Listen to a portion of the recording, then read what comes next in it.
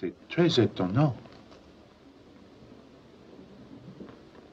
Et qui vous suspectez?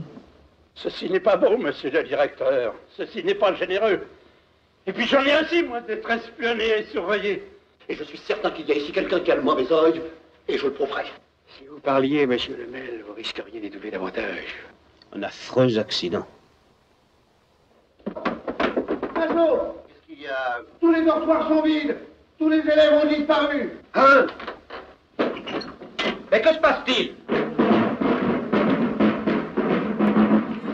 Voilà un film qui est un véritable délice. C'est comme un dessert à la fin d'un bon repas. Les Disparus de Saint-Agile, un film de Christian Jacques de 1938.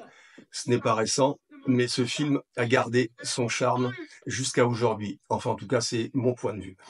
C'est un film sur l'enfance, l'adolescence. C'est l'histoire de 3 jeunes garçons qui sont dans un collège, ils sont pensionnaires. J'ai été pensionnaire, je connais le sujet. Et il va leur arriver quelques aventures. Mais c'est un film un peu plus compliqué qu'il n'y paraît. D'abord, c'est un film de Christian Jacques. Christian Jacques, c'est un réalisateur français qui a été un des piliers du cinéma avant la guerre et même après, puisqu'il a une longévité qui est assez rare pour un réalisateur. Il a tourné pendant quasiment 45 ans. Il finira d'ailleurs même sa carrière à tourner pour la télévision. Et il est l'auteur de quelques chefs-d'œuvre et qui sont des films qui résonnent encore dans la tête, je pense, de la majorité des Français, à commencer par Fanfan la Tulipe avec Gérard Philippe.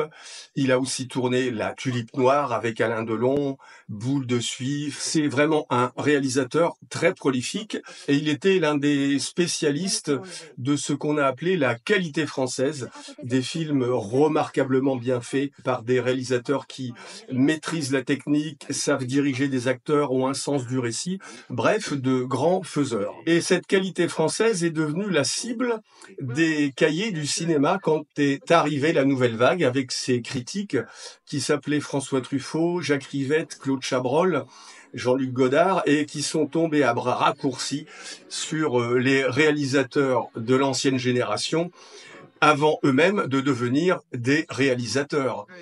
Et Christian Jacques a été une cible idéale. Il a été l'objet d'avanies, d'insultes, on l'a traité de tous les noms. François Truffaut n'a pas été très tendre avec lui ni avec d'autres, mais quand on a 20 ou 30 ans, on veut faire la révolution. Et après 50 ans, généralement, on rentre dans le rang et on fait la même chose que ses aînés. C'est ce qui est arrivé aux critiques des cahiers du cinéma. François Truffaut en tête, qui a tiré à boulet rouge sur la qualité française, a fini lui-même par être le porte-étendard de la qualité française à travers le monde, à travers ses films et à travers Le Dernier Métro, qui a récolté de nombreuses récompenses. Je referme la parenthèse. Donc, dans ce collège de Saint-Agile, où la vie coule comme un long fleuve tranquille, un événement survient soudain qui vient troubler la vie des collégiens et des responsables de l'établissement. La mort accidentelle ou pas, je ne vous en dirai pas plus, pas de spoiler. L'un des professeurs, Michel Simon, est retrouvé mort. Et à partir de là, il va se passer beaucoup de choses. Ce film est rempli de poésie parce qu'il évoque les rêves de l'enfance et de l'adolescence, et ces 3 collégiens ont créé une société secrète qui s'appelle les Chiches Capons, qui se retrouvent la nuit quand leurs petits camarades dorment dans le grand dortoir, et ils ont un but, c'est de partir en Amérique. Avant la guerre, l'Amérique est un Eldorado qui fait rêver beaucoup de petits Français. Ils se retrouvent la nuit et quand ils se retrouvent, ils ont un code qui est... Il faut voir le film. Et la mort de l'un de leurs professeurs va changer complètement le cours de leur vie. Cette mort est-elle accidentelle? Quelle est l'origine de cette mort? L'un des petits collégiens veut absolument savoir pourquoi, et son enquête va l'embarquer dans une affaire aux dimensions tout à fait insoupçonnés dans l'établissement. Je ne vous en dis pas plus. Je garde le suspense. Et l'un des grands intérêts de ce film, outre l'histoire, c'est la distribution. Une distribution sublime, avec Michel Simon, Eric von Stroheim, Robert Le Vigan, et c'est l'occasion de m'arrêter un peu sur Eric von Stroheim, qui est un géant du cinéma. Eric von Stroheim, c'était un personnage aussi bien dans la vie qu'à l'écran. Il était né à Vienne, il a émigré aux États-Unis, il y est devenu acteur, réalisateur, et Eric von Stroheim a un physique très particulier, très inquiétant, très trouble, et les studios avaient trouvé un slogan pour faire de la publicité pour les films dans lesquels il apparaissait. Et le slogan, c'était « L'homme que vous allez aimer haïr ». Eric von Stroheim, bien sûr, a beaucoup joué de son physique dans de nombreux films. C'est le cas dans Les Disparus de Saint-Agile, puisque beaucoup de soupçons fondent sur son personnage. Après, faut-il se fier aux apparences ou pas ? Vous le verrez dans le film. Et il y a un autre acteur de légende dans ce film, qui est aussi l'immense Robert Le Vigan. Robert Le Vigan, c'est un personnage extraordinaire dont la vie est un roman. Sur les plateaux, il était totalement investi dans ses rôles jusqu'à passer pour un fou. Les personnages qu'il incarne ne sont guère loin du personnage qu'il est lui-même dans la vie. On a souvent dit qu'il était un peu fou quand il tourne le film Golgotha, dans lequel il joue le Christ. Pas moi.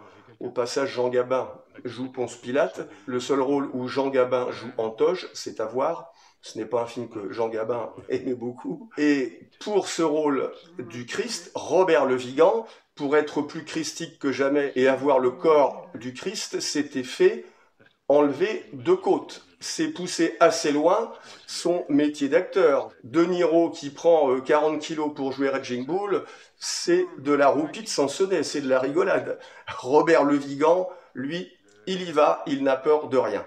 Il aura beaucoup de mésaventures, il était l'ami de Louis-Ferdinand Céline, il a été accusé de collaboration, il a eu son procès, sa carrière a été brisée, il a dû s'exiler en Argentine où il finira très pauvre. Sa vie est un roman, sa vie est un film. Nous avons dans Les Disparus de Saint-Agile 3 géants qui sont Michel Simon, Eric von Stroheim et Robert Le Vigan. Rien que pour ça, il faut voir ce film. Le film est adapté d'un roman de Pierre Véry, dont quelques livres seront adaptés au cinéma, notamment par Christian Jacques dans L'assassinat du Père Noël, avec Robert Le Vigan. Les Disparus de Saint-Agile est un film qui a vraiment une saveur, qui a le goût de l'avant-guerre, d'une autre époque. Le noir et blanc nous amène énormément de poésie et de charme. C'est les rêves de l'enfance qui remontent à nos esprits. Je vous conseille vraiment, si vous ne l'avez pas vu, de voir ce magnifique film, Les Disparus de Saint-Agile, Christian Jacques, 1938. On bavarde pas, monsieur Mazot, on se gargarise. Bon, eh ben, gargarisez-vous en silence. C'est pour moi qui suis malade, c'est ma tortue. Pour la soigner. Qu'est-ce qu'elle a? Elle mange pas. Monsieur le Président,